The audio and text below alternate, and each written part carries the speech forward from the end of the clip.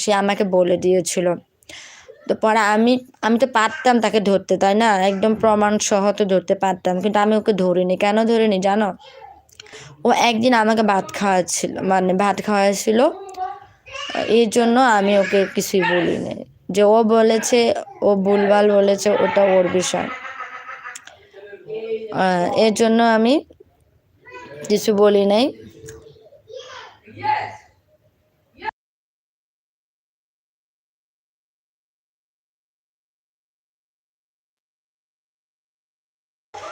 এই জন্য আমি কিছুই বলি না, কারণ হচ্ছে যে মানুষ যেমন কর্ম করবে তার ফলাফল সে একদিন না একদিন পাবে। কিন্তু সে আমাকে একদিন খাওয়াছিল, এর জন্য আমি তাকে কিছু বলি না। দেখো, আমি এরকম, আমাকে কেউ একটু উপকার করেছে, আমি সেটা সবসময় সারা জীবন মনে রাখি। সে যদি আমার শত্রুও হয়ে যায়, তারপরেও আমি